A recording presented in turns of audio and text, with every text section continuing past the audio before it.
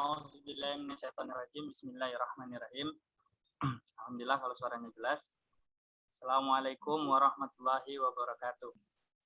Waalaikumsalam warahmatullahi wabarakatuh. Alhamdulillah nahmaduhu wa nasta'inuhu wa nastaghfiruh wa na'udzubillahi min syururi anfusina wa min sayyiati a'malina. May yahdihillahu fala mudhillalah wa may yudhlilhu fala hadiyalah. Alhamdulillahirabbil alamin. Satu-satunya kalimat pujian syukur ada kata terbaik yang dapat kita ucapkan atas diberinya nikmat, atas diberinya musibah, atas diberinya ujian, atas diberinya semua yang kita lalui dalam hidup ini. Tidak ada kata terbaik yang kita ucapkan kepada Allah kecuali alhamdulillah. Karena bagian dari kata alhamdulillah sama seperti bagian dari ucapan rasa syukur yang begitu besar kepada kita. Karena dalam hidup ini kita banyak melalui hal-hal yang semuanya karena Allah. Maka dari itu tiada kata terbaik yang kita ucapkan kecuali alhamdulillah. Salawat beriring salam tidak lupa kita sampaikan kepada junjungan kita Nabi besar Muhammad Sallallahu Alaihi Wasallam. Karena perjuangan beliau hingga sampai habis perjuangan beliau di hari kematiannya pun, yang dapat kita catat, yang bisa kita dengar, yang bisa kita saksikan secara imajinasi kisahnya itu benar-benar mengoyak-ngoyak hati. Seorang terbaik, suri tauladan terbaik yang tidak pernah kita temui, yang tidak pernah kita lihat, tapi kenapa ada rasa rindu yang begitu besar sehingga namanya disebut saja kita bergetar, mulut kita langsung refleks. Allahumma sholli ala Muhammad wa ala ali Muhammad. Itu saking padahal kita nggak pernah kenal, nggak pernah lihat, nggak pernah tahu, nggak pernah ketemu. Tapi kenapa? Mungkin itulah yang dinamakan rasa cinta. Wajar rasa cinta itu muncul kepada Rasulullah Sallallahu Alaihi Wasallam. Karena kenapa? Ya di akhir hidupnya pun dia menunjukkan rasa cinta yang begitu besar kepada kita. Maka di masa hidupnya pun dia kangen kepada kita. Kita diakui sebagai keluarga. Aku kangen sekali kepada keluargaku. Bukankah aku kangen sekali kepada saudaraku, bukan keluarga. Ternyata kita dianggap saudara. Lalu sahabat bertanya, bukankah kami ini saudaramu ya Rasulullah? Bukan. Saudaraku itu orang yang tidak pernah melihatku, tidak pernah bertemu denganku, tapi taat kepadaku. Nah, ini yang sangat luar biasa bagi kita umatnya di akhir zaman, karena kenapa dari 25 nabi, nanti kita umat yang duluan. Yang duluan dapat special edition. Kalau kartu itu kartu VIP, untuk melihat surga duluan. Padahal kita umat yang lahirnya belakangan. Tapi sespesial itu ternyata kita di mata Rasulullah SAW. Makanya banyaklah PHBI yang dilakukan hari besar untuk Rasul, untuk mengingat kembali beliau. Itu bagian, kalau Anda bilang itu bukan bagian dari ritual ibadah, tapi itu bagian dari menunjukkan rasa cinta. Kenapa? Ya banyak orang-orang di luar sana, kita akan tetap menganggap mereka saudara kita, karena mereka masih sholat sama kita. Tapi kita tidak akan menganggap ritual yang mereka lakukan itu adalah sebuah perbedaan, dan mengejudge mereka itu bukan bagian dari kita. Kenapa? Karena kita anggap saja itu bagian dari cinta. Dalam Islam itu juga ada pemandangan tentang cinta. Kenapa? Contoh nih, kalau orang sudah jatuh cinta, dia bisa mengungkapkan lewat bunga, dia bisa mengungkapkan lewat kata-kata, dia juga bisa mengungkapkan lewat hadiah, bahkan dia mengungkapkan lewat perbuatan. Nah, salah satu bagian kita yang cinta kepada Rasul, mungkin kita sering berselawat kepadanya. Tapi bagian saudara-saudara kita yang di luar sana, kita tidak bisa mengejudge mereka salah ketika mereka merayakan hari besarnya Rasulullah. Karena kenapa? Yaitu bukti cara mereka menunjukkan cinta mereka. Dan bagian dari suatu kewajiban. Nah, makanya ketika kita melihat saudara kita berbeda pemahaman sama kita tidak melihat mereka sebagai orang lain di dalam Islam. Kita masih satu. Islam itu seperti pohon. Nah, sama dengan materi kita hari ini, kita akan bahas tentang pohon. Apa kaitan pohon dengan makna diagnosa kita? Kita langsung masuk ya pembahasannya. Jadi ketika kita berada di satu lingkungan yang mana berbeda pemahaman dengan kita, tapi kita coba ambil sudut pandang. Karena kenapa? Dalam Asyirah Nabawiyah saja kita bisa dapatkan ini loh, banyak buku-buku tentang sirah itu membahas tentang perperangan, bagaimana cara Islam merebut kekuasaan dengan perperangan yang sangat epik, ciamik, dan cantik gitu. Tapi ternyata ada perspektif buku-buku lain, buku sirah lain yang memandang sejarah Islam itu dimulai dari catat-mencatat, dengar-mendengar. Jadi ada juga yang sesederhana itu, tokoh dan tokoh gitu. Nah ini poin penting sebenarnya dalam kita belajar. Ternyata luas maknanya. Makanya ketika kita hidup di satu lingkungan, kita tidak perlu terlalu mengasingkan saudara-saudara kita yang tidak sepemahaman sama kita. Asalkan mereka masih menjalankan sholat 5 waktu, berarti mereka masih saudara kita. Asalkan sholatnya nggak aneh, berarti mereka masih saudara kita. Apa Nana agak menjauh pembahasannya, yang Nana pahami seperti itu.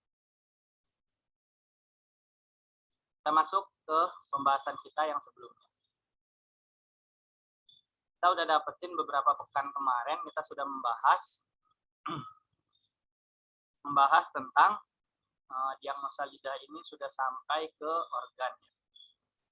Organ sudah. Nah, kita ketahui dulu bahwa 4 perkara yang ada di dalam lidah yang perlu kita ingat yang akan kita pelajarin, yaitu yang pertama adalah organ, yang kedua adalah nutrisi, yang ketiga adalah psikis, dan yang keempat adalah sistem reproduksi. Nah ini yang nggak bisa dipisahkan dari poin-poin ini. Ini perlu kita ingat dalam belajar. Nanti kita tahu runtutannya, ini masuknya sudah ke nutrisi nih, ini masuknya sudah ke psikis. Jadi kita paham. Nah kalau dalam awal pertemuan kita sudah mengenal warna-warna lidah. Dikatakan warna lidah sempurna itu, warna lidah bagus itu, warna lidah dalam keadaan normal itu kelihatan seperti pink. Pinknya itu cerah enak dilihat. Pink tapi tidak ada lapisan-lapisan lain. Pink, pure pink. Nah itu dalam lidah keadaan normal. Tapi kalau lidah dalam keadaan putih, itu menandakan kelemahan. Kalau lidah dalam keadaan merah, itu menandakan peradangan. Kalau lidah dalam keadaan biru, itu menandakan tekanan. Kalau lidah dalam keadaan hitam, itu menandakan apa tuh? Jangan hitam. Mati ya? Ungu dulu, ungu. Kalau lidah berwarna ungu, itu menandakan ada ungu. Ada. Jadi sebelum hitam itu ungu dulu. Kayak kelemahan fungsi. Nah, tapi ketika lidah berwarna hitam, nah ini pertanda apa? Mati ya? Udah mati gitu. Kalau langsung dicat seperti itu, kita buka lidahnya, Bu, Pak, gitu kan. Pas dibuka ada hitamnya, mati ini, gitu kan. Jadi gimana?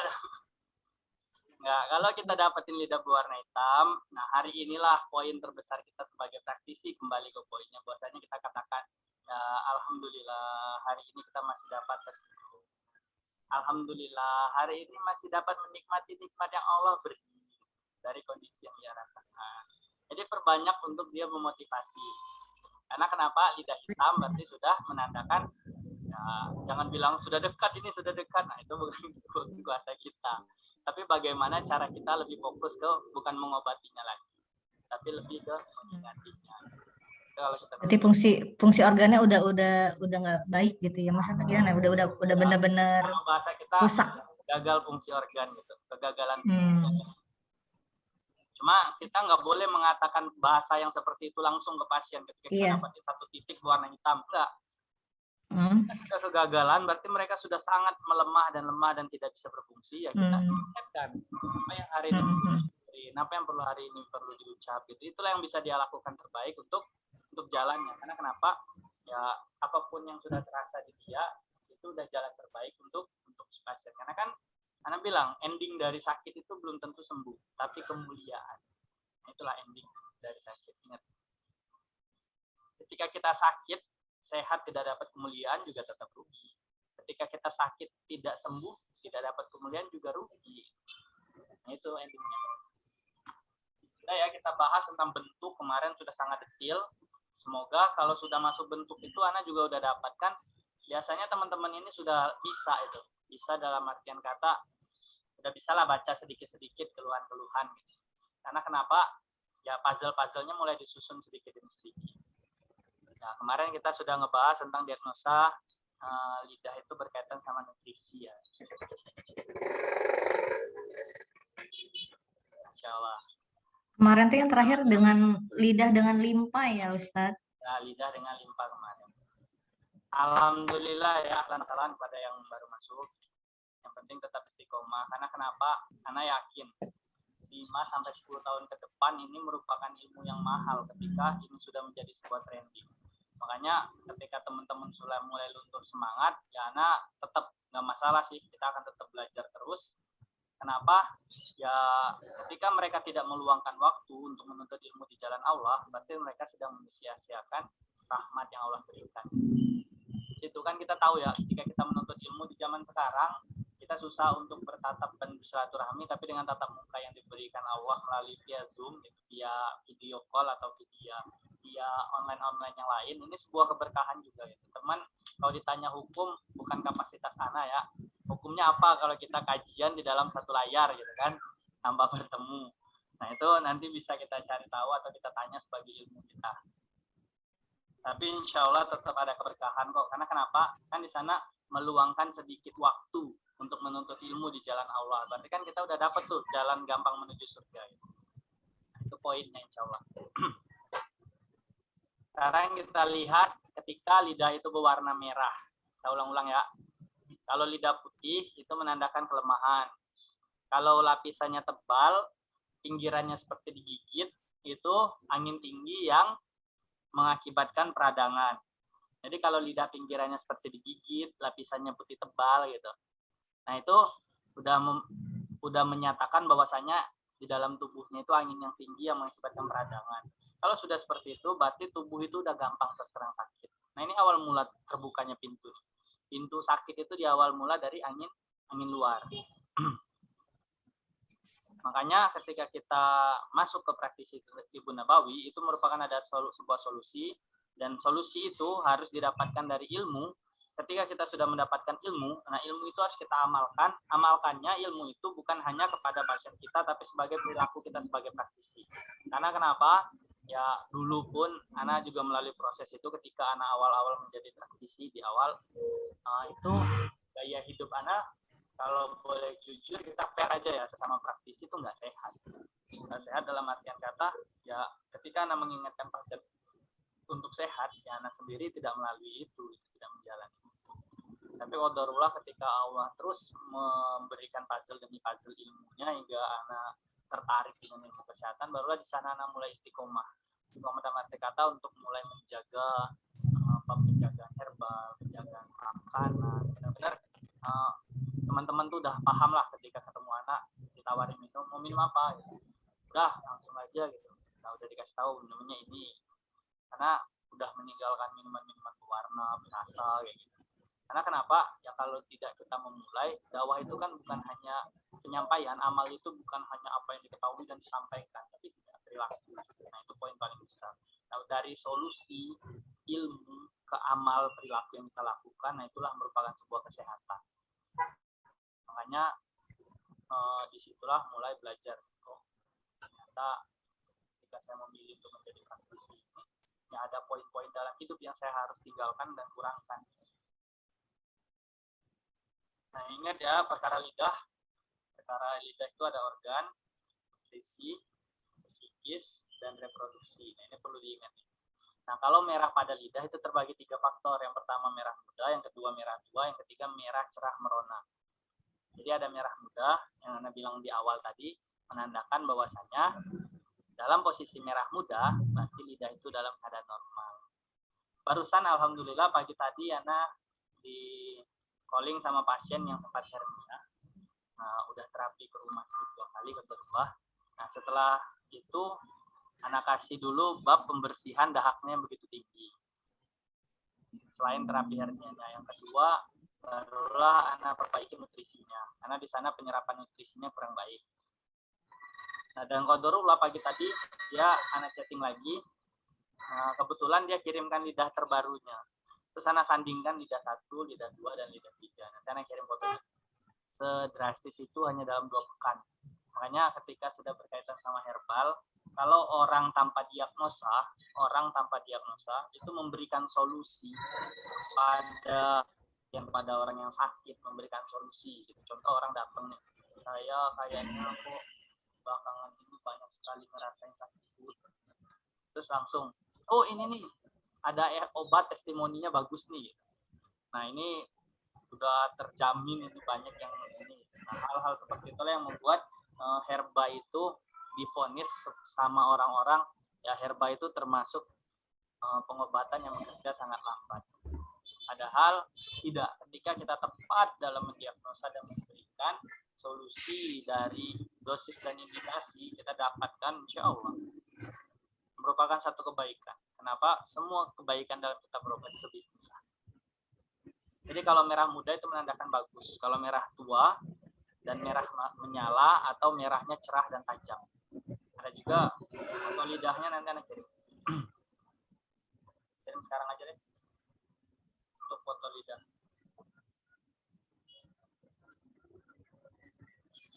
Ini merah menyala. Anak crop.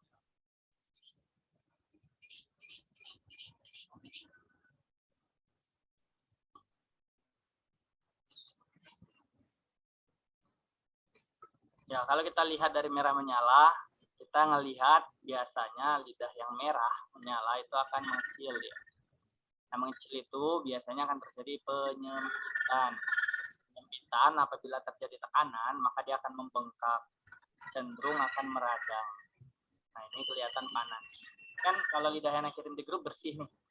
Merah tapi bersih. Kenapa tidak ada lagi putih-putihnya? Tidak ada lagi lapisan-lapisannya. Boleh dilihat di grup.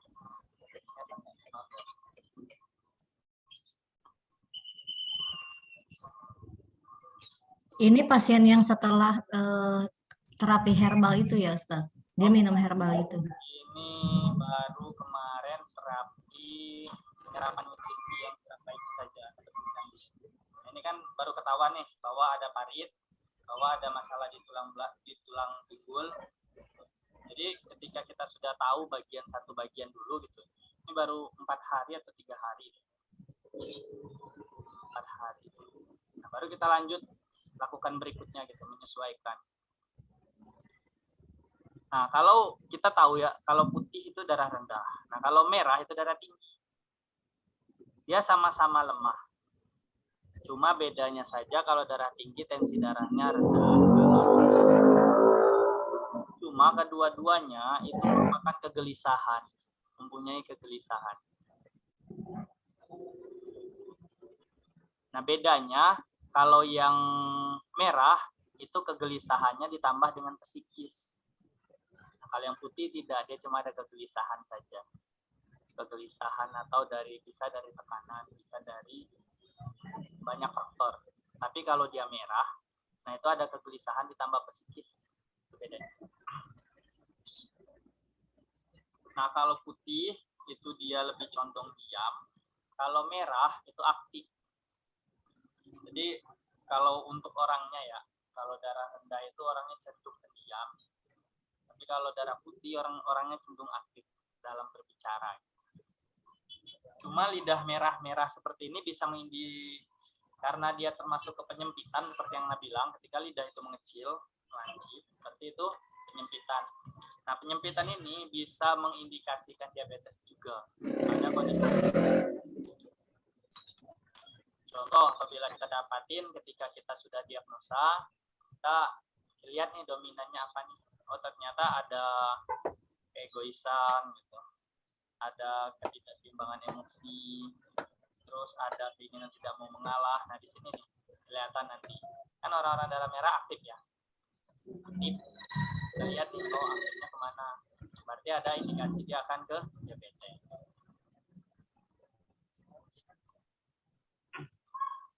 Jadi ingat, panas itu, ini panas nih, sifat panas pada lidah itu, sifat panas itu selalu ke atas, nggak ada ke bawah.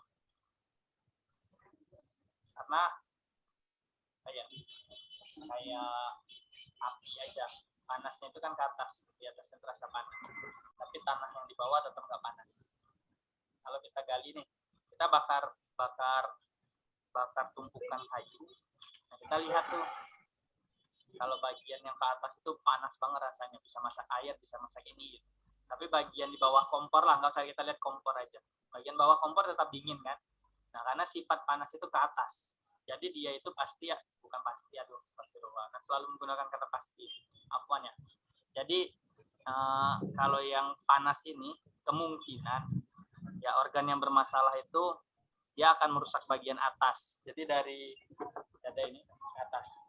Kita lihat ya. Yang pertama ada jantung, ada hati, ada jantung, paru, dan bagian kepala. Udah, itu nggak akan jauh dari sana keluhannya. Jauh dari lidah yang bersifat panas. Kecepatan atau gimana? Aman ya? Boleh diulang Ustadz? Tadi yang panas itu berarti yang memang lidahnya cenderung merah ya? Nah, merahnya ini merah merona cerah ya, beda sama merah tua. Kalau merah tua biasa dia memendek ke dalam. Ada nanti anak lidah-lidah. Kalau mau dicari ini sudah terlalu banyak. Kebetulan yang barusan tadi makanya jadi. Jadi lidah yang panas merona cerah dan tajam. Jadi dia akan merusak itu bagian ke atas. Atas itu dari bagian posisi sini, dada ke atas. Yaitu bagian hati, jantung, paru, dan bagian kepala. Dan gangguannya itu rata-rata di sana. Kalau bagian ujung lidahnya ini yang dominan sangat merah, ini kan ada di jantung, lekukan di lidah depan. Biasanya kalau lidahnya ini ada yang tumpul, ada yang lebih lancip, ada yang terbelah gitu kan. Nah, kalau dominan merah di bagian jantung itu biasanya kalau sudah mengenai organ jantung permasalahannya, ingat kalau merah ini berarti bukan penyerapan nutrisinya tidak baik, tapi nutrisi itu tidak terserap sama sekali. Jadi pada rusak dan hancur. Jadi dia banyak pun apapun yang dikonsumsi semuanya nggak jadi. Karena kenapa? Dia nggak terserap karena panas. Kalau dikatakan ulat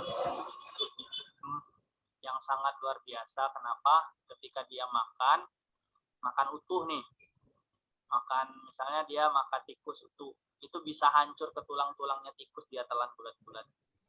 Tapi kalau kita punya panas di dalam tubuh ini yang juga sangat luar biasa. Contoh ada satu daerah makan, bukan satu daerah sih, ada orang yang pernah makan batu.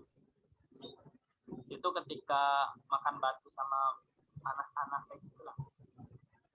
Jadi ketika dia makan, nah panasnya jiwa yang kita miliki ini itu bisa membuat hancur. Ketika keluar itu kayak butiran-butiran pasir di dalam kotorannya. Berarti kan tubuh kita juga punya daya panas yang sangat ekstrim ya. Ini saya pesannya satu loh. Saya pesannya satu loh tadi. Yang dua. Hah? Yang dua. Satu. Yang 52.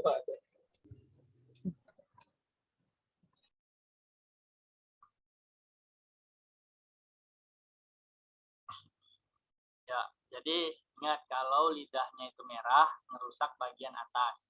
Kalau sudah bagian atas, itu yang kena hati, jantung, paru, dan bagian kepala, itu keluhannya. Nah, kalau di bagian ujungnya ini sudah sangat merah nih, merah banget. Dan ada lekukan, mau dia membelah, atau lekukannya seperti apa. Nah, ini udah terjadi penyempitan di bagian jantung. Jantung itu organ jiwa. Nah, kalau udah penyempitan, biasanya orangnya mudah lelah, sering terasa dadanya sakit, punggungnya terasa berat, kepala terasa berat, naiknya makin ke atas.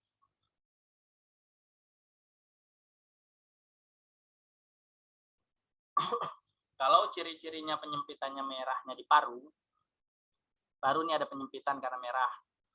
Nah, penyempitan itu kemarin bisa karena tekanan, bisa karena angin dalam, bisa karena tekanan kayak paralon kayak gitu yang ditekan di bawah lidah, bisa juga parit-parit tekanan. Nah, hal itu biasanya kalau di paru permasalahannya nanti kebuang air. Kalau enggak BAB-nya keras, kalau enggak BAB-nya kayak sembelit lah bahasa kita. Karena kalau sudah melemahkan paru, itu otomatis paru itu selalu berkaitan dengan usus besar. Nah, kalau dia dari paru sudah melemahkan usus besar, nah itu tuh gangguan diabetes awal. Makanya jadilah dia nanti penyakit menahun. Sampai sini ada yang mau ditanyakan?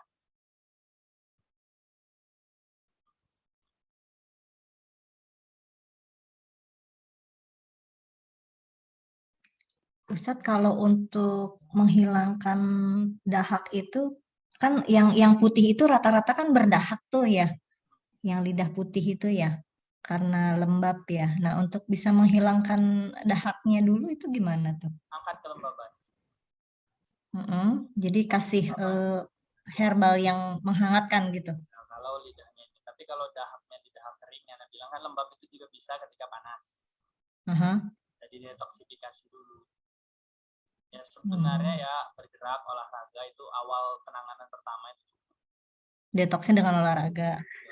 Nah herbalnya ngebantu itu baru nanti kita pelajarin kayak herbal pengangkat dahak seperti kayu manis, jahe, apalagi kencur, bawang merah, Oh, kencur. mas, terus garam, Mm. itu pengangkat dahak semua.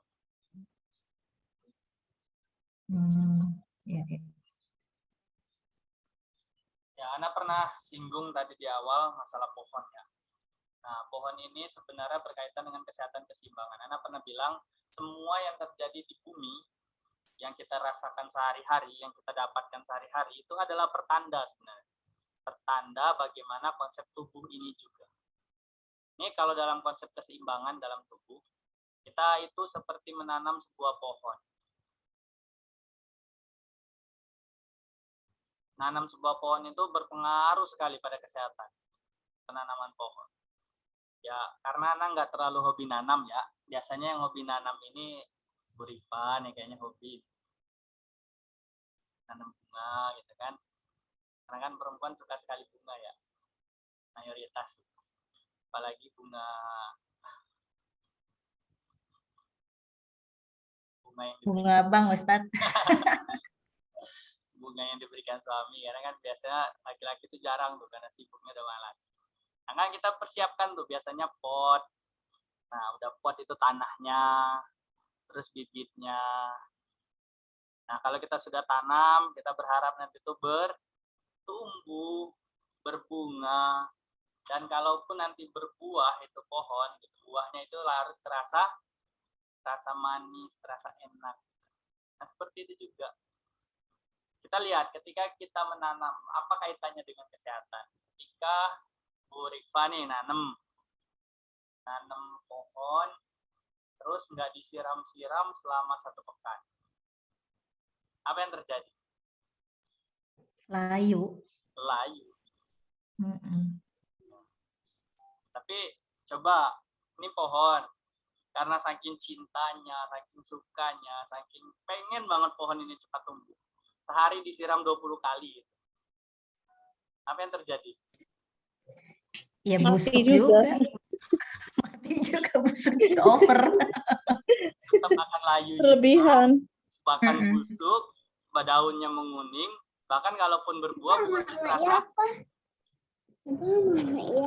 Asam nggak enak. terasa asam, nggak enak. Seperti itu juga sebenarnya dalam hidup kita. Kalau terlalu kering, terlalu panas, ya layu, wajahnya layu.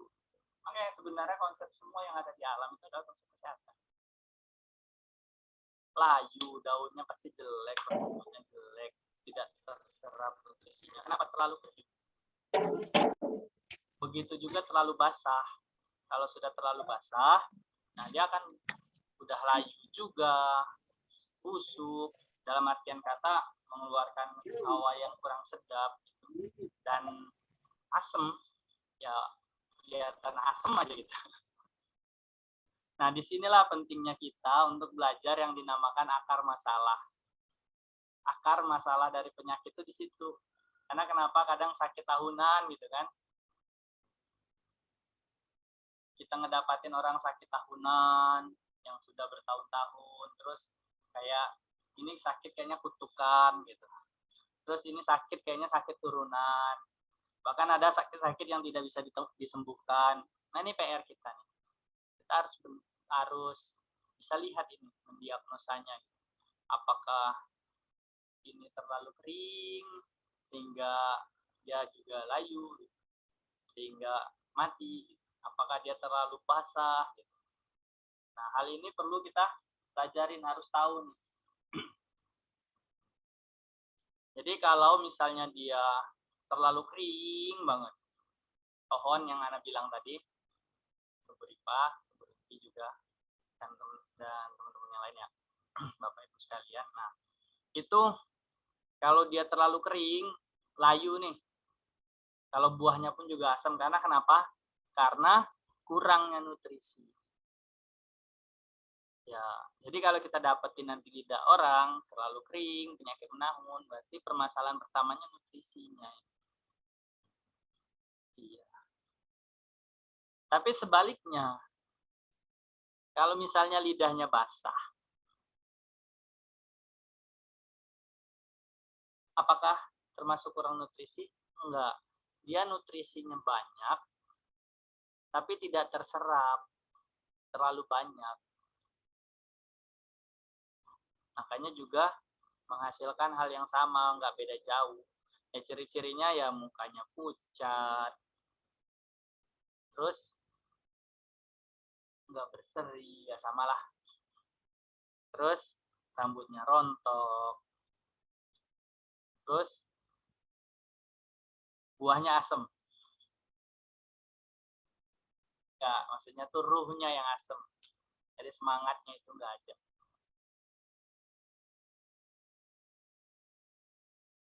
Ini contoh nih, kalau misalnya di dalam akar permasalahan penyakit kita belum paham yang seperti Ana bilang tadi, ketika orang memberikan solusi tanpa diagnosa, ya suruh aja nih, tanpa tahu orang ini masalah nutrisinya bagaimana, apakah nutrisinya gampang terserap, atau kok susah terserap, atau memang dia ini kurang nutrisi, kita nggak tahu nih.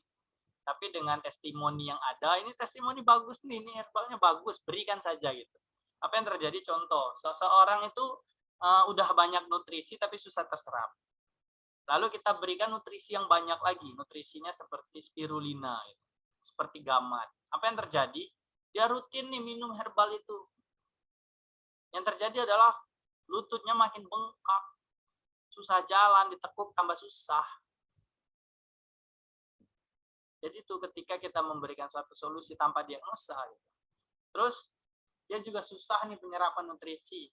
Kita kasih ikan, ayam, ya tambah nggak bisa berdiri, tambah susah. Jadi kayak kena stroke ringan, stroke angin. Tapi sebaliknya, ketika kita mengetahui, oh ini kurang nutrisi loh, kita beri spirulina, baru minum 1 kali, seger wajahnya, celing langsung, bersinar. Karena masuk nutrisinya. Kita tambah nutrisi yang lain, kita tahu nutrisinya dari madu, spirulina, gamat, susu kambing. Itu tambah bagus semuanya ketika dia memang penyerapan nutrisi, bukan penyerapan, memang kekurangan nutrisi. Karena kering tadi.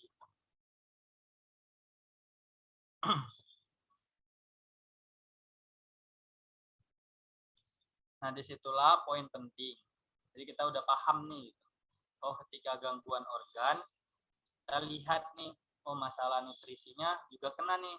Dia susah dalam penyerapan nutrisi. Kenapa? Karena terlalu basah, terlalu banyak dahak. Oh berarti saya jangan kasih herbal nutrisi lagi.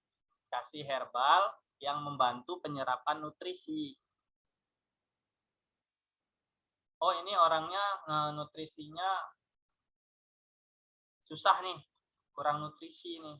Karena kenapa? Apapun yang dimakan semuanya hancur karena panas. Oh ini nutrisinya sangat kurang.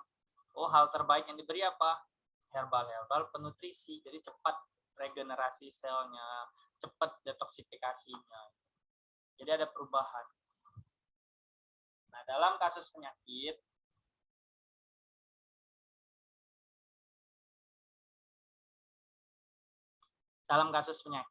kita dapetin ya. Coba anak tanya dulu deh, boleh mic-nya diaktifin lah.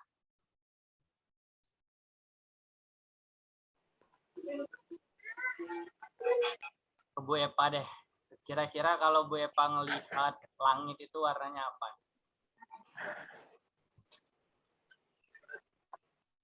Biru kan? Biru.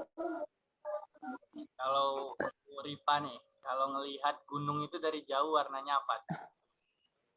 Hijau. Dari jauh. Jauh banget. Biru dong. biru ya. Berunting. Iya. Ini ada yang angka nih, saya manggilnya apa nih? Kalau berunting ngelihat air laut itu dari kejauhan warnanya apa?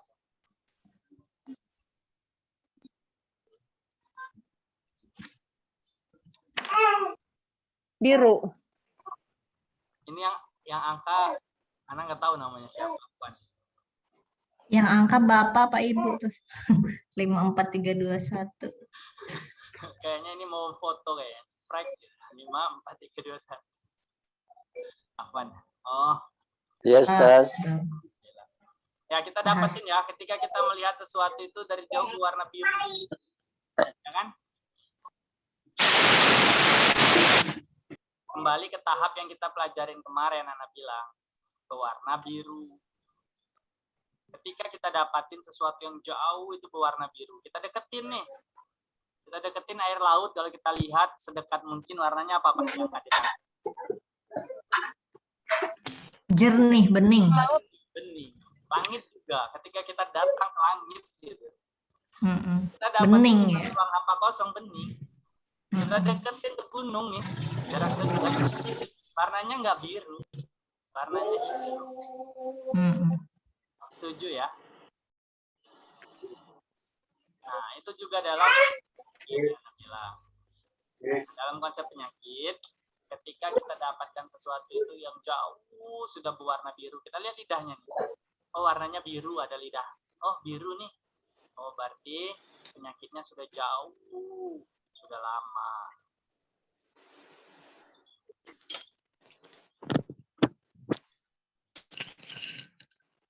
Terus, kalau sudah hitam, sebentar lagi. Enggak. Jadi kalau putih itu menandakan kurangnya nutrisi atau kekurangan dalam nutrisi. Kalau lidahnya lapisan putih, itu penyerapan nutrisi yang kurang baik. Kalau warnanya putih atau merah bisa kekurangan nutrisi. Kalau biru, jauh udah lama berarti sudah ada penyumbatan. Nah, kalau hitam, ya udah mulai kasih keberkahan. Ngobrol, banyak-banyak bersyukur. Karena waktu masih dikasih kesempatan, enak lah gitu. Masih bisa ngelihat matahari pagi, masih bisa ngelihat wajah keluarga. Ya udah kayak gitu aja. Ingat ketika, ini perlu diingat ya, ketika lidah putih atau kelemahan, gangguan pada lidah putih, ini ada 3 gangguan spesifik yang paling mendasar. Perlu diingat.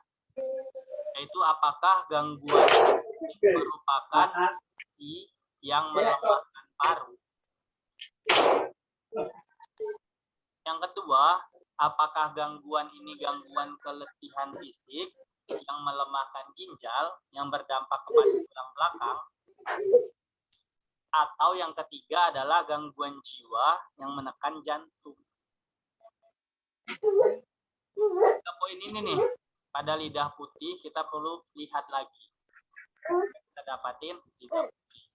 Kalau dia gangguan jantung, gangguan jiwa yang menekan jantung, maka yang perlu diperbaikin, dikuatin adalah jiwanya, bukan organ jantungnya.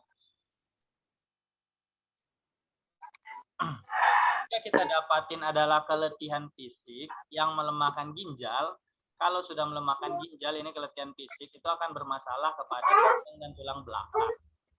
Selalu. Nah, kalau kita lihat lidah nih, udah kelihatan aja bahwa ini itu, maka yang perlu dilakukan adalah ketika keletihan itu perlunya relaksasi.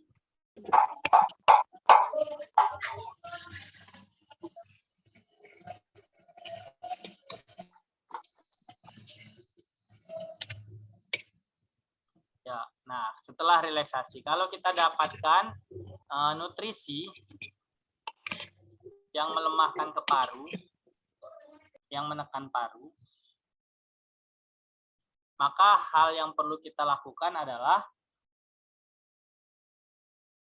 perbaiki nutrisinya, bukan organ parunya. Karena banyak orang-orang, contoh nih, orang insomnia, orang gangguan asma, kayak gitu kan, itu fokus memperbaiki di area parunya saja. Padahal kalau kita lihat, oh ternyata gangguannya adalah gangguan nutrisi yang melemahkan paru. Gangguan nutrisi yang menekan paru. Paru melemahkan organ limpa dan limpa melemahkan usus besar. Yang perlu diperbaiki adalah usus besarnya. Bukan bagian parunya. Bersihkan bagian usus besar, maka gangguan asma, gangguan insomnia itu bisa teratasi. Fokus ke usus besar. Jadi kalau misalnya gangguan jiwa yang menekan jantung, ingat jantung itu adalah organ jiwa ya. Jantung adalah organ jiwa. Jadi itu biasanya terjadi karena sesuatu yang membatasi diri untuk bergerak. Jadi pergerakan kita itu terbatas karena ada sesuatu hal. Entah itu internal, entah itu kerjaan, beberapa hal lah. Jadi keinginan besar nih keinginan besar yang dialangin dikarenakan ada tekanan dan ancaman yang tidak menyenangkan. Nah ini meredamkan jiwa. Meredamkan jiwa. Melemahkan organ jantung. Makanya ketika jiwa yang menekan jantung diperbaikin itu bukan area jantungnya. Kenapa ya kok saya mudah khawatir, oh kenapa ya saya mudah ini, oh kenapa ya saya mudah ini, mudah takut, mudah ini gitu kan. Oh kenapa sih saya berlebihan sekali deg-degan apa kalau ini gitu. Nah itu yang diperbaikin jiwanya. Ini perlu dicatat. Jadi ketika permasalahan tekanan jiwa yang menekan jantung, itu adalah keinginan yang tertahan yang tidak bisa didapatkan karena adanya unsur ketakutan. Ulang ya. Ulang. Cepetan ya.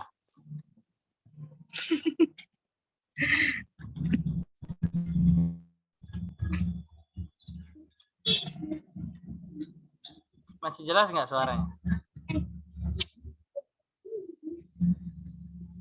Jelas ya? Jelas. Oh, ya, keinginan yang tertahan yang tidak bisa didapatkan karena adanya unsur ketakutan. Ini yang melemahkan jantung, yang ngebuat jiwa yang menekan jantung. Kalau nutrisi itu berkaitan sama paru, melemahkan paru. Kita tahu organ paru itu adalah organ kesedihan.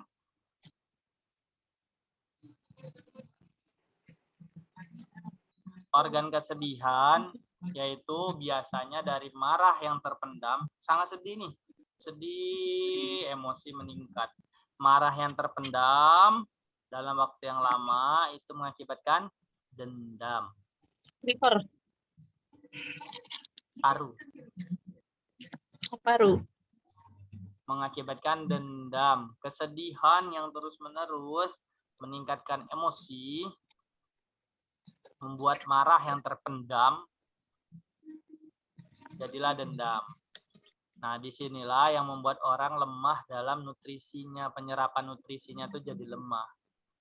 Karena nutrisinya menekan paru. Kalau datang,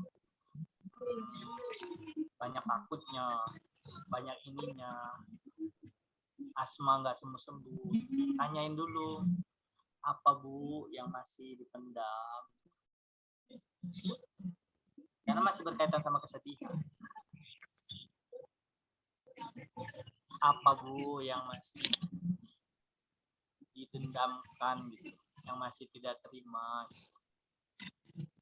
Karena kenapa? Ya kalau diobatin parunya, ya problemnya ada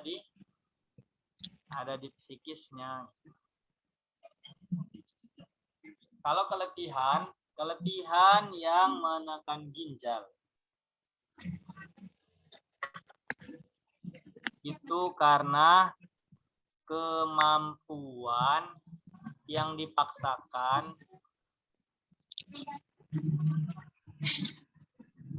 melebihi kemampuan itu sendiri. Makanya ketika keletihan menekan ginjal, itu permasalahannya hanya di pinggang, punggung, kepala. Rutin. Sakit pinggang, sakit punggung, sakit kepala. Karena ingat organ ginjal itu berkaitan sama tulang belakang. Kalau kita dapatkan parit nih kemarin kita bahas. Berarti kalau paritnya membelah, panjang, keletihan yang dipaksakan yang tidak menyenangkan itu melemahkan ginjal. Kan Nana bilang nih, dari ujung sampai ke depan bergaris semua. Kalau kayak gitu, berarti bilang, kalau kita dapetin paritnya memotong, tadi membelah nih, sekarang memotong, tanyain aja. Kalau misalnya masalah banyaknya di keluarga, tanya, ada masalah di keluarganya, kalau di kerjaan, udah nggak nyaman ya kerja ya. Tanyain. Jadi langsung fokus aja situ ketika kita dapetin paritnya memotong. Jadi ada ke kiri, ada ke kanan memotong. Kalau membelah lurus. Kan bilang kemarin, organ kanan, keletihan apa? Fisik. Kiri? Ibu, kita aja habis. Jiwa. Kalau kiri apa kiri? Jiwa. Psikis. Nah, kita dapetin nih membelah kiri dan kanan, berarti dua-duanya sudah letih fisik, letih psikis. Jadi keletihan fisik yang melemahkan psikis. Kuatin dulu psikisnya, baru perbaikin fisiknya. Makanya ketika bilang, oh biasanya dia masalahnya tempat kerja nih, tanya kerja di mana gitu. Ketika kita diagnosa dapat nih garis melintang nih, memotong. Tanya kerja di mana, sudah berapa lama. Oh kalau dia kerja di tempat yang penuh tekanan, oh paham nih, oh di sini. Langsung poin itu yang dikejar langsung. Oh udah masalah tempat kerja ya, ada masalah ini, masalah itu ya. Nanti dia merasa, kok paham saya banget sih gitu. Kok paham banget tempat kerja, padahal nggak ikut bareng saya setiap hari gitu. Tuh, tapi kalau Emang pernah saya juga ya. Pernah kan saya nih. Iya pernah itu kan teteh terlalu sedih kali ya. Masalahnya apa sih? Kelasin aja. Langsung nangis tuh. Jadi dikira dukun. Tapi kan setidaknya di situ kita ngeliatin kan bahwa ilmu diagnosa itu memberikan sebuah solusi gitu. Solusi dalam artian kata nanti pas kita pembahasan tentang materi psikis, kita bisa dapatkan Al-Quran itu mengupas tuntas bagaimana cara Allah ketika Rasul dalam keadaan depresi. Rasul pernah depresi enggak? Enggak. Tapi Rasul pernah merasakan gitu, merasakan bagaimana sih. Karena nggak mungkin lah kita bisa menghadapin hari ini bagaimana kita menghadapin semua masalah psikis, tekanan, keinginan, kemampuan, emosi, dan kesedihan. Itu nggak mungkin bisa kita lalui kalau nggak ada contohnya dari Rasul dan Al-Quran. Nanti ada di bahasan psikis. Cuman ya yang Burunti dapetin kan nggak jauh-jauh dari yang Ana dulu gitu. Dari pasien-pasien Ana juga. Tinggal ngomong, ya kita lihat oh garis keletihan fisik melemahkan psikis, paru kesedihan, oh sedihan yang menimbulkan kekecewaan. Ya udah tanya dulu sedihnya kenapa, nangis. Tapi sebelum nangis langsung cerita. Ya tapi sebelum sedih kita cari tahu dulu kerja di mana gitu. Itu biasanya masalah keluarga sih. Ya kalau kebanyakan masalah keluarga. Ya, dalam artian kita tahu nih orang ini dekat atau tetangga atau kita pernah kenal. Oh pekerjaannya pasti kita tahu gitu. Nah berarti masalahnya adalah keluarga internal. Oh kalau nggak masalah pekerjaan, oh masalah bisnis dia gitu. Nah kayak gitu kita sekedar tanya sehari-harinya untuk menyambungkan diagnosa kita. Poin mana yang pengen kita kuatkan? Poin organ, poin nutrisi atau psikis dulu gitu. Nah disitulah nanti Anda bilang dakwah kesehatan itu sempurna di Islam itu karena itu. cukup kita tanpa mengenal orangnya, kehidupannya sehari-hari, nggak pernah ikut kerja bareng dia, nggak pernah nyentel dia dari belakang, tapi kita bisa paham paham yang dia rasakan.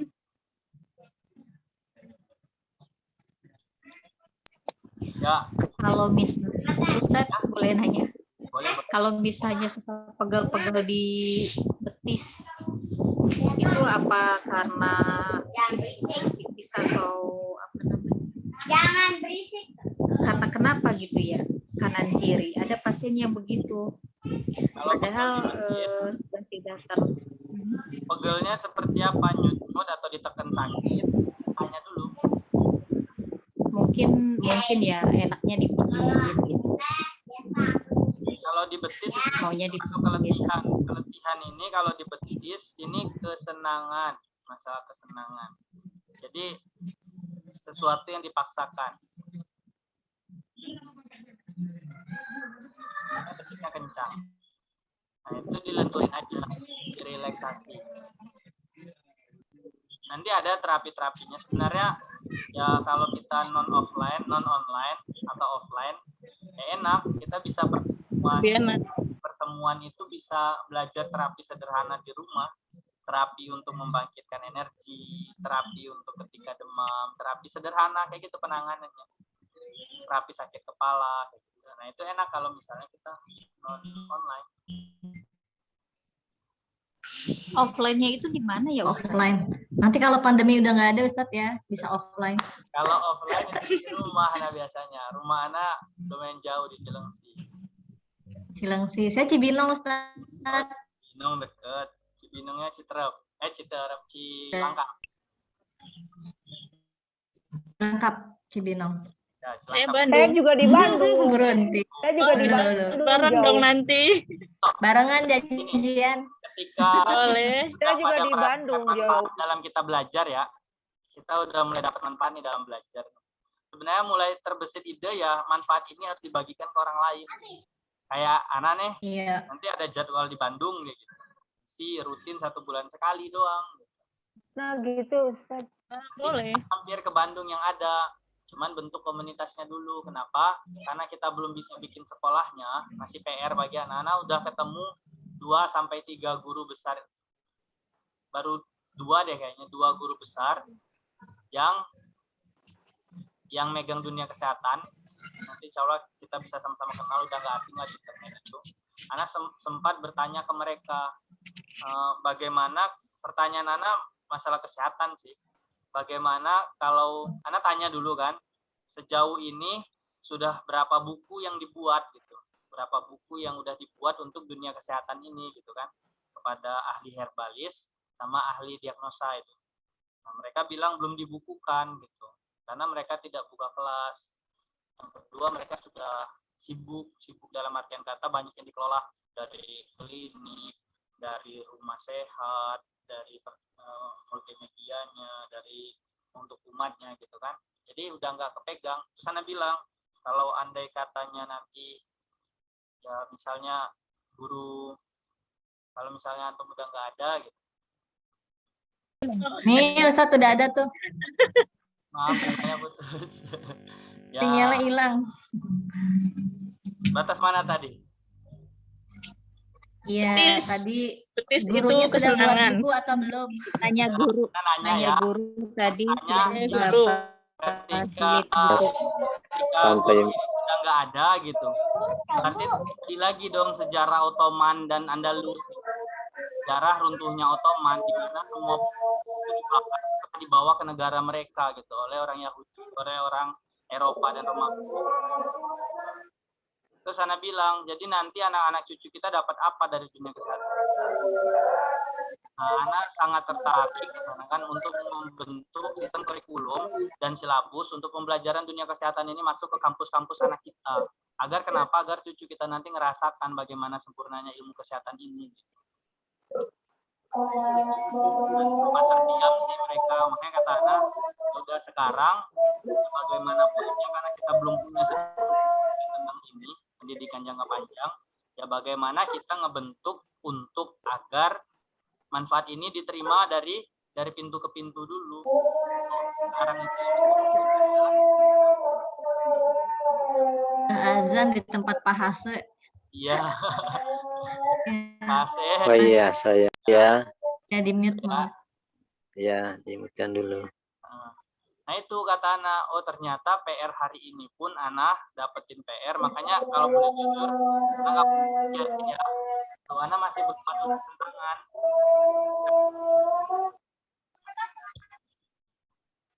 Sebanyak itu gitu. Karena Ana harus rapikan satu demi satu urutannya agar nanti ketika sudah jadi buku, silabus atau kurikulum ini udah bisa diterima di masyarakat dan bisa dipahami dan dipelajari. Karena target ini adalah anak-anak kuliah kita. Kok masih ada suara Udah azan Iya, ya? Ustadz mohon di mute dulu. Nggak kedengeran Ustadz ngomongnya. ya, makanya hari ini kenapa Ana fokus untuk buka kelas aja, yang penting buka aja dulu untuk orang kenal dan tahu dulu agar nanti Allah datangkan gitu. Allah datangkan orang-orang yang mau misi menyelamatkan dunia pendidikan di kesehatan Islam. Karena benar-benar ini ilmu yang lumayan hilang, ilmu yang sedikit hilang gitu. Karena cuman kalau kita kaji ya, kita cari sedikit sekali guru-guru kita itu yang membukukan. Tapi kalau yang mematerikan banyak. Makanya PR di sini ya karena Ana berkecimpung di dunia pendidikan, terbesitlah untuk Ana, oh paling tidak ya anak-anak merasakan nanti 20 tahun ke depan ketika dia belajar. Gitu. Kalaupun dia tertarik, ada ilmu bidang ini ada. Karena Ana lihat semua guru-guru itu udah manfaatnya besar banget buat umat. Ya cuman untuk penerus mereka belum ada. Karena kenapa ya kita lihat aja lah ketika ini kayak gini aja ya kayak guru Ana lah kayak beberapa ustadz yang itu di salah satu medsos lah gitu ya, kita lihat viewer penontonnya aja sangat kecil gitu, orang nggak tertarik, sangat kecil sekali. Terus kalau ada kelas itu yang istiqomah itu sangat sedikit sekali, padahal Ana dapetin ini peluang segala sesuatu yang sedikit gitu. Itu kembali ke sejarah. Sejarahnya apa? As-sabiquna awalun. Ketika Islam itu dimulai dari 40 orang di rumah Aqam bin Abi Aqam. Nah itu yang tidak pernah dilupa perjuangan pertama. Nah makanya guru Ana berpesan gitu, ya udah terus aja sambil murojaah, sambil belajar aja. Nanti ada tiba waktunya mereka akan ngerasakan oh susah mendapatkan ini. Karena kenapa? Sudah komersil. Ya makanya hari ini ya kita belajar aja terus. Nah, kalau kita tanyain seseorang masalah sakit kepala nih, lanjut ya materinya ya. Kalau kita dapatin Ya, lanjut. masalah sakit kepala, tanyain. Kalau udah sakit kepala dari belakang ke atas ke depan, terus udah polip atau sinus nih, udah sering gangguan, bilangin sama dia, udah ngerasain itu belum? Sudah. Itu udah parah kalau berkaitan sama nutrisi gitu. Maksudnya apa? Itu gangguan keletihan yang tidak menyenangkan dan melemahkan usus besar. Itu kata Ana, itu dari masalah nutrisi yang menekan paru, yang melemahkan limpa, dan melemahkan usus besar. Makanya gangguannya itu nanti sakit kepalanya dari depan ke belakang sampai ke hidung tersumbat, sinus. Makanya sinus mau dioperasi 2 kali, 3 kali, balik lagi. Digali, dikeluarkan, nanti timbul lagi karena yang perlu diperbaikin itu usus besarnya. Kalau kita bicara nutrisi terbaik itu ada di mana?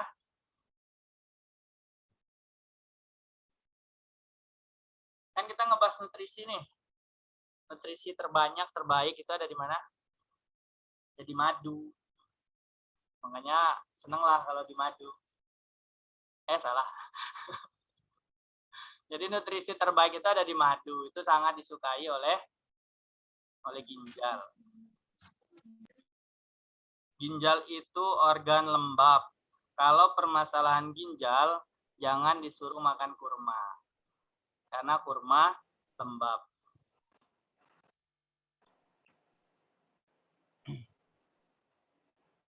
Kalau permasalahan nutrisi yang menekan paru, terus menekan limpa dan melemahkan usus besar, Permasalahannya adalah permasalahan diare, sembelit, susah tidur. Makanya orang-orang sakit asma itu males makan.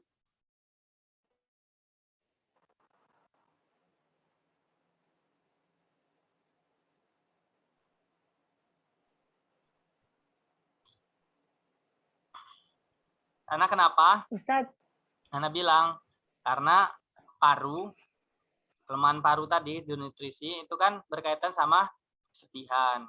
Kesedihan berkaitan sama emosi. Emosi berkaitan sama dendam.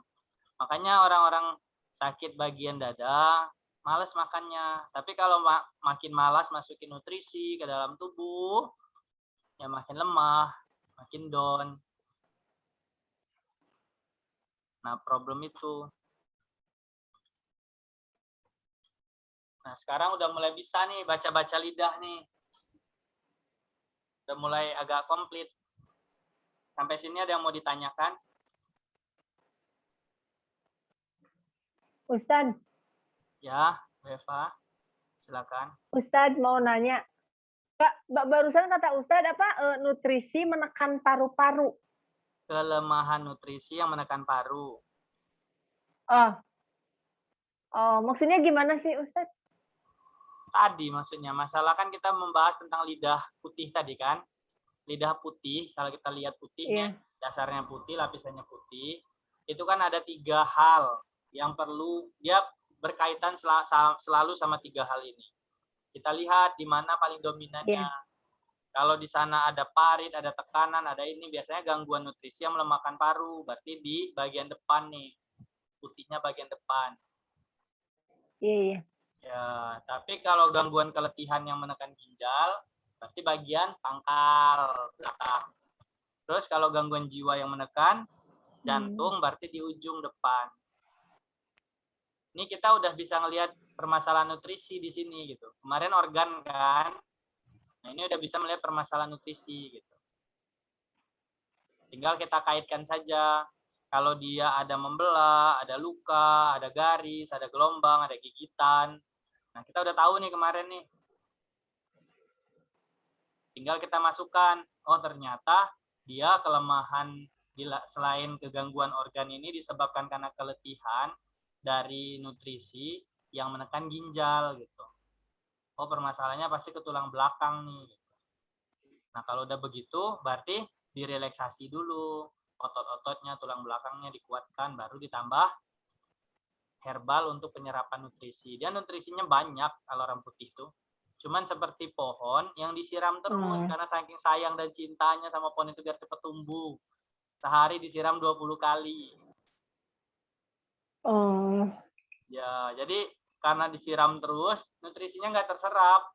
Jadinya layu. Dan berat kerjanya. Dan kalaupun berbuah, gitu maksudnya. Jadi connect-nya ke situ ya. Nyambung ya? Iya.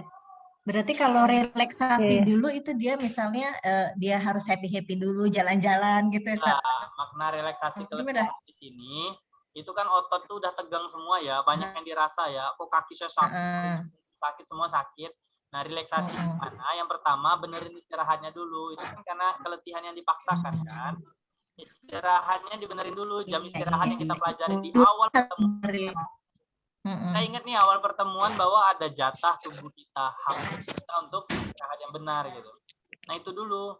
Nah setelah itu barulah cari solusi terapi. Apa solusi terapinya? Ya direlaksasi otot-ototnya. Makanya muncul banyak terapis-terapis yang 2 hari, sehari gitu. Langsung bisa jadi praktisi. Nah itu penting. Nah itu poinnya. Tapi ketika kita telah mempelajari ini sangat dalam, barulah kita bisa memahami, oh ini udah butuh nih di terapi gitu. Oh ini udah saatnya terapi nih gitu. Karena kita udah tahu oh bagian ini sudah kita perbaiki gitu.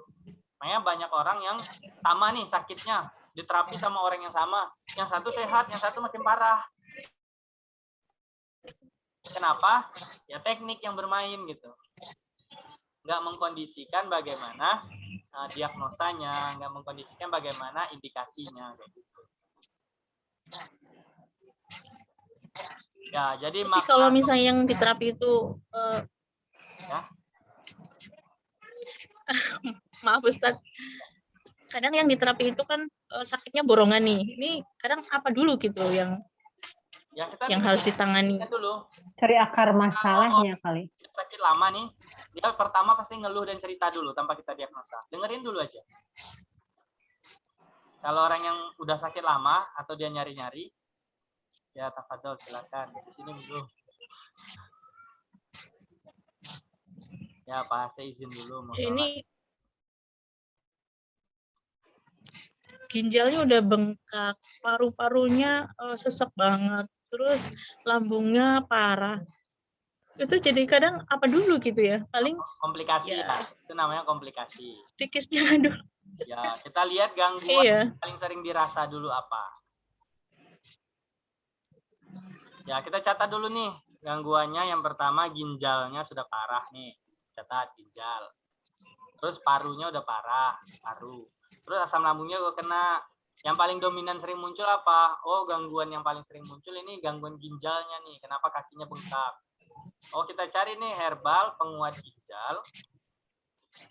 Ini untuk organ ya. Penguat ginjal yang tidak mengganggu lambung sifatnya. Itu dulu kasih. Jangan tiga-tiga nyorbal di enggak. Kan Ana bilang, Ana saja bertahap. 4 hari kirim botol lidah lagi setelah konsumsi herbal. Nanti kalau kata Ana, ini nanti pekan depan terapi ya, terapi. Tapi dengan kirim botol lidah lagi. Lanjutan herbal, lanjut kayak hari ini, lidah yang Ana kirim tadi nanti lanjut herbal kedua. Yaitu herbal penutrisi. Kenapa?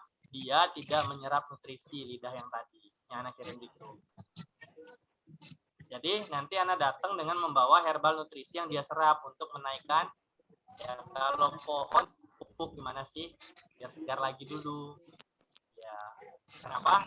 Ya dia pasti kalau, bukan pasti lagi, dia ketika sudah penanganan pertama ada merasakan perubahan. Ya baru kita suruh kirim lidah lagi. Oh lanjut ke sini nih tahapnya gitu. Nah Ana bilang ketika kita dapetin orang sama-sama sakit, tapi kita dapat dengan cara teknik yang sama kita lakukan, yang satu bisa sembuh, yang satu belum tentu. Ya. Jadi kalau dapetin 3 kayak gitu, ya itulah tugas kita praktisi. Awal datang nih, oh kita belum berani, kenapa? Belum ada pengalaman. Ya udah, kita perbaikin psikisnya dulu sama nutrisinya. Ngobrol aja terus diagnosa itu, sampai ketemu titiknya dulu. Ya udah, berarti sepulangnya kita kasih nutrisinya ini aja dulu gitu. Nah besoknya ya tugas kita belajar, itu tugas kita rinci itu kemana dari semuanya. Ya kan ini PR kita kan. Begitulah dunia kedokteran seperti itu. Kenapa ada rekap, mereka nggak akan terima pasien baru kecuali sudah ada buku catatan kesehatan.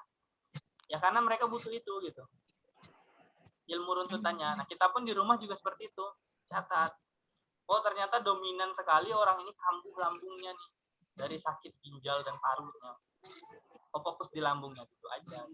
Oh terapinya apa? Terapi bisa penyumbatan. Nanti di sekitar sarafnya. Udah terapinya di situ. Nanti sudah ada perbaikan, baru lanjut lagi tahapnya. Itu bagikan kita secara teori ya. Makanya bertahap gitu. Nah kalau secara Allah kun fayakun, bisa saja dengan 1 kali kasih herbal udah langsung sembuh. Itu cara Allah. Tapi cara kita sesuai teori. Makanya dokter itu selalu kalau sudah pulang ke rumah, bilang kalau sudah habis, kembali check up ke rumah sakit. Itu kan runtutan yang benar dalam ilmu kesehatan sebenarnya. Runtutan yang sudah benar gitu. Nah, kita tinggal mengambilnya saja karena kan itu udah umum gitu. Maksudnya ya tinggal laksanakan dengan yang sama. Nah, ini ada pertanyaan Afwan dari Bu Yulianti. Kita baca ya. Kalau suka migrain, biasanya diakibatkan apa ya? Ini pembahasan pekan lalu. Saya terlihat. Syukron, barakallahu fiik. Nah, Ana tanya dulu kepada Bu Yulianti nih, migrainnya di bagian mana? Apakah atas, apakah belakang, apakah kiri kanan, apakah depan? Karena setiap migrain maknanya berbeda. Ya, tapi kalau migrainnya rutin nih, bagian kepala semuanya rutin. Kadang hilang, kadang muncul, kadang hilang, kadang muncul. Ini menandakan permasalahan bukan di kepala. Bisa jadi penekanan di tulang belakang. Karena kepala berkaitan sama tulang belakang. Kalau dia sudah tahunan rutin Belakang. kepala, berarti masalahnya ada di tulang belakangnya yang diperbaiki. Jadi di reposisi tulang belakang, bisa di Jalmatera, bisa di Umeho, bisa di lain-lain. Nah, kalau migrainnya pusing sebelah, kiri dan kanan, itu berkaitan sama organ hati. Kayaknya Ana pernah ngirim deh. Semoga ya, Ana lihat dulu. Ana pernah ngirim masalah kepala.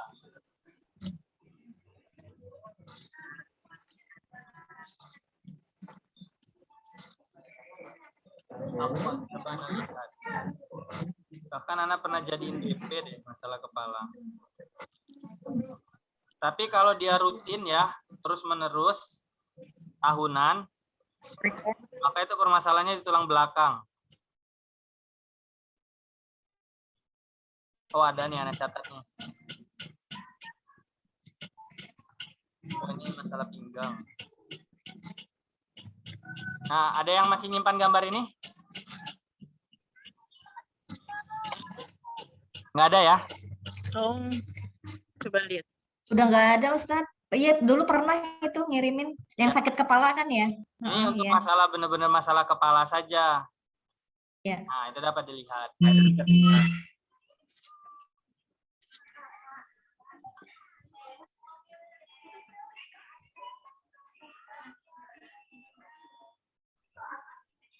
Biasaan susu mulu. Sabar ya, kita lihat ya lanjutannya ya.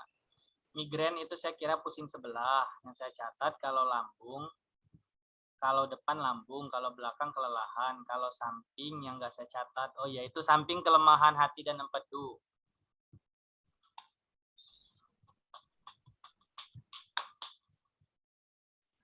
Sudah Ana kirim di grup, tinggal catat. Ya. Nah, itu untuk sakit kepala yang bukan tahunan ya. Kalau dia sakit kepala semuanya, dan itu terjadi tahunan, nah itu yang jadi masalah. Semuanya nih, tapi tahunan. Nah, itu permasalahannya bukan di kepalanya, tapi di tulang belakang. Benarkan dulu masalah tulang belakangnya. Insya Allah nanti sakitnya berkurang. Karena ada satu kasus, sebenarnya pengobatan sakit kepala itu sederhana.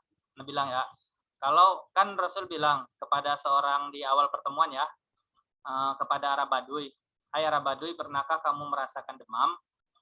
Mahaza, kata dia kan, apa itu demam? Ditanya lagi sama si Baduynya. Demam itu adalah panas antara kulit dan otot. Berarti menandakan Baduy itu nggak pernah, dia bertanya, ditanya ulang. Terus Rasul bertanya lagi, pernahkah kamu sakit kepala? Dia tanya lagi, sakit kepala itu apa ya Rasul? Ya, Rasul bilang, gangguan angin yang naik ke kepala yang mengganggu sistem saraf kepala. Gangguan angin yang naik ke kepala mengganggu sistem saraf. Nah, itu pusing. Kata dia, saya nggak pernah pusing. Karena dia bertanya, pusing itu apa? Saking nggak pernahnya. Orang-orang yang berkulit hitam, orang-orang yang bekerja keras itu jarang sakit. Jadi, nah kalau untuk sakit kepala, Ana sudah pernah bikin videonya juga. Itu sederhana. Kita itu diciptakan Allah dengan keseimbangan udara. Yaitu ada hidung kiri dan hidung kanan. Hidung kiri itu mengeluarkan hawa dingin. Hidung kanan itu mengeluarkan hawa panas. Ketika tubuh kedinginan sedang melalui tempat yang dingin, kita tinggal tutup hidung yang sebelah kiri. Maka tubuh yang menggigil itu akan berhenti dalam sekejap. Karena kenapa? Hanya hawa panas yang bekerja di dalam. Tapi ketika kepala pusing, maka kita tutup hidung sebelah kanan. Hawa dingin akan masuk. Dan dalam 2-3 menit, gangguan kepala ringan biasanya akan reda. Bismillah. Itu salah satu cara mengobat yang sederhana. Karena dia gangguan angin. Bisa dengan ditusuk. Ditusuk sama sesuatu. Mau dia pena, mau dia sedotan, mau tusuk gigi, tusuk bagian kepala. Lalu matanya digerak-gerakin. Itu insya Allah dalam 1 menit sakit kepala reda. Kalau bukan sakit kepala gangguan tahunan. Terus apalagi caranya? Kalau kita dalam perjalanan dehidrasi sakit kepala, ya cukup beli buah semangka. Makan buah semangka.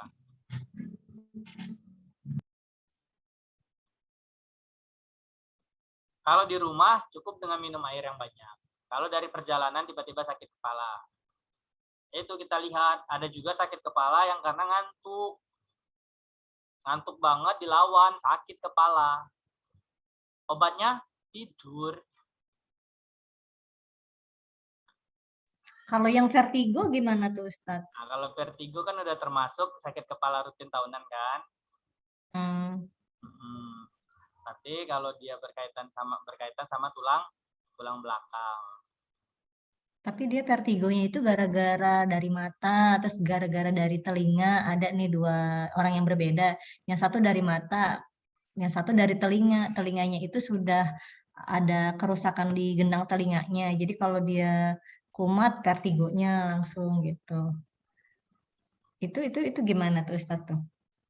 Kalau dia secara medis nanti ada penjelasannya. Kalau secara kita nanti bisa lihat lidahnya. Kita lihat indikasinya dari mana.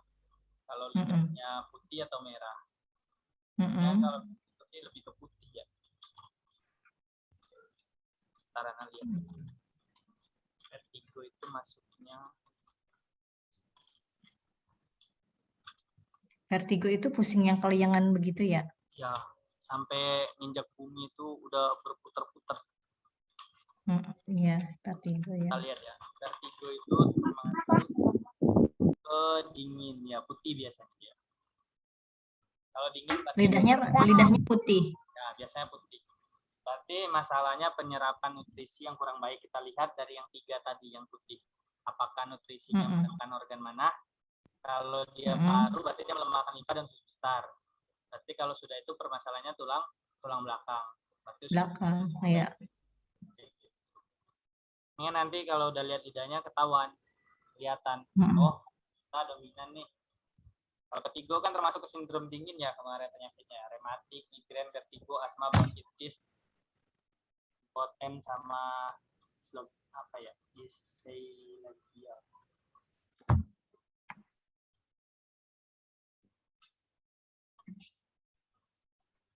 Nah, ini anak masih banyak PR ini.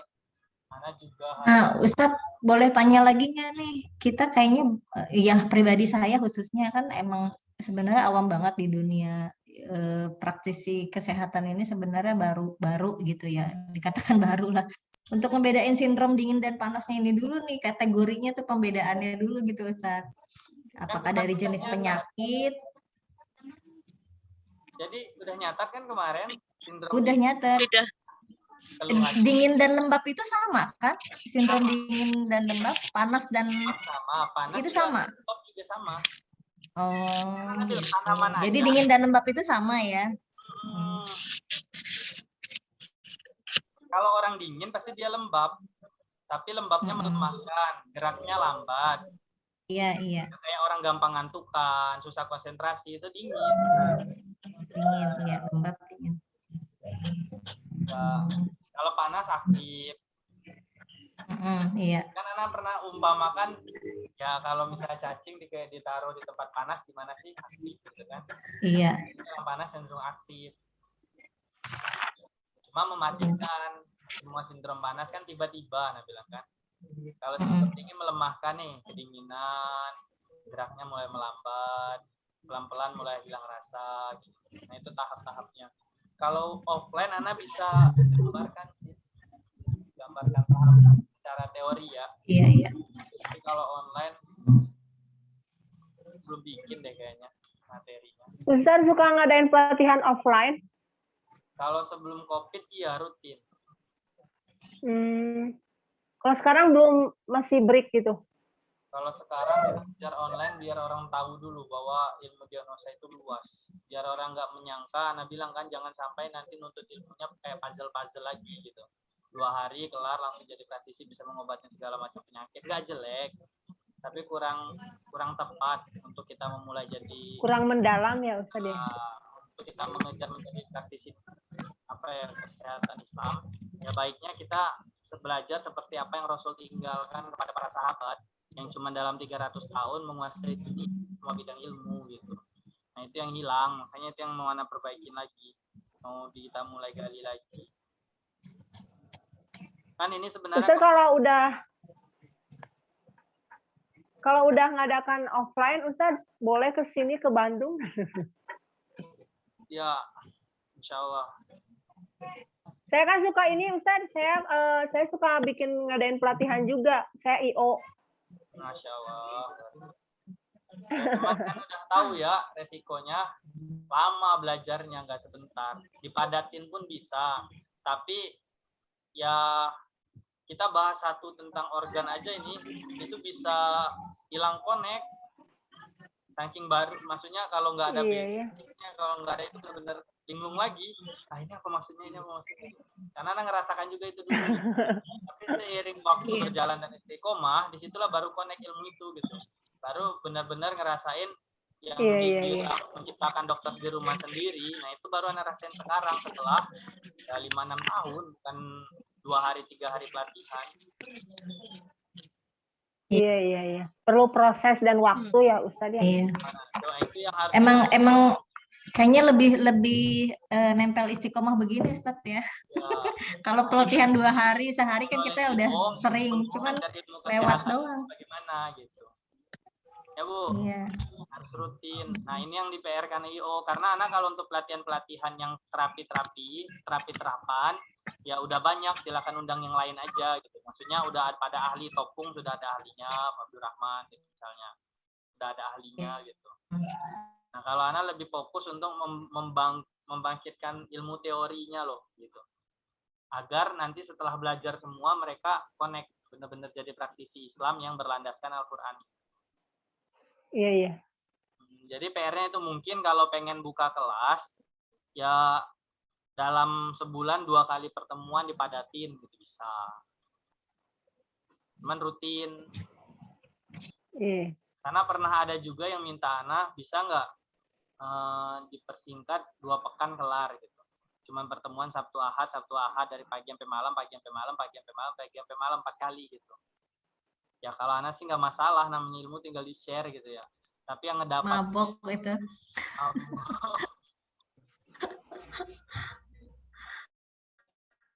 Itu Harus sudah punya basic sebelum. Iya. Jadi PR-nya itu aja paling kalau untuk belajar. Ya kita aja dulu telaten insya Allah. Iya, istiqomahin dulu ya Ustaz ya. Tapi ini insya Allah nanti anak tambah jam ketika anak kosong, anak buka di grup ya. Anak pengen lihat kan jarangnya aktif nih. Maksud anak, biar anak buka tiba online di grup, kita akan ngebahas penyakit diabetes secara rinci kayak gitu. 1 penyakit diabetes, berapa menit kayak gitu. Nah nanti tutup lagi kelasnya. Iya. Biasa. Dan akan buka. Misalnya kita akan menggali tentang asam lambung. Kita akan gali tentang penyakit-penyakit apa gitu. Asma kayak gitu. Iya boleh Ustaz. Nanti itu di hari biasa. Nah jadi siap-siap aja gitu. Karena anak nggak tentukan jam ketika jam anak kosong. Kita gali 1 penyakit. Udah ya, alhamdulillah pertemuan hari ini semoga bertambah lagi lah ilmu kita. Amin. Alhamdulillah. Dan semoga bisa memberikan manfaat. Bertahap. Ya, tadi konsep ilmu itu kan Ana sampaikan ya, dikatakan kesehatan itu bisa memberikan solusi apabila ada beberapa hal. Ilmu itu diamalkan. Ya, jadi mulailah mengamalkan. Kalau gitu. Tapi besok kayaknya nggak bisa hadir Ustadz. Ya nggak apa-apa, tafadhol. Ini insya Allah Ana udah mulai. Besok. Kan Ana bilang dari teman-teman yang berpartisipasi, Ana sudah full kan ini Zoom-nya, jadi udah bisa Ana upload ke YouTube. Insya Allah. Jadi tunggu aja setiap. Ya Ustadz. Jadi nggak tertinggal. YouTube-nya namanya apa, Ustaz? Oh iya. Sayang ini. Nanti setiap Selasa upload ini. Makanya ya Ana berharap sih dibuka kameranya agar ketika diupload nggak janggal kayak kemarin ya Ana. Iya. Pada hitam semua. Yang mau bertanya? Ya, alhamdulillah. PR mungkin ya Ustadz nanti ada. Jadi Ustadz ngasih PR sebuah lidah yang kita jadi tahu ini apa loh gitu. Insyaallah, atau mungkin lidah kita sendiri-sendiri gitu ya. Iya, kayaknya lidah kita sendiri-sendiri Bu Runti. Iya boleh. Lidah kita sendiri ya sebelum ke orang lain gitu. Kalau lihat kayak kita bareng-bareng penuntut ilmu nih, kan nggak ada yang ngajar dan diajar. Ketika kita baca lidah kita udah tahu lah sedikit ya. Tapi kadang suka bingung juga Ustadz gitu. Lah ini kok putih semua ya lah. Terus yang dasarnya mana ya kan kendor sendiri gitu. Nah, berarti bersihkan dulu putihnya, baru ketemu dasarnya. Berarti dahaknya tinggi. Paling yang dipahami perlu ini mungkin yang ujung lidah, jantung, Ya, ginjal, organnya dulu paling itu yang penting sih menurut saya. benar. Jadi nanti kalau misalnya oh ini kok merah, kita cari tahu merahnya kenapa gitu. Mungkin itu ya. Berarti siapa Boleh yang tuh berhenti lidah kita masing-masing ya. Iya, boleh. Sebelum ke orang lain kan kita dulu nih dibenerin dulu. Iya, betul. Siap-siap. Berarti udah siap PR ini, Masya Allah, luar biasa. Tantangan itu. Siap-siap. Udah nggak ada tanya lagi ya, kita tutup dulu. Alhamdulillah iya. Terima kasih Ustaz. Kan semuanya, alhamdulillah pertemuan kali ini ya kita akhiri dulu. Karena udah nggak ada yang bertanya, dengan doa kafaratul majelis. Subhanakallahumma wa Subhanakallahumma wa bihamdika asyhadu an la ilaha illa anta astaghfiruka wa atubu ilaik.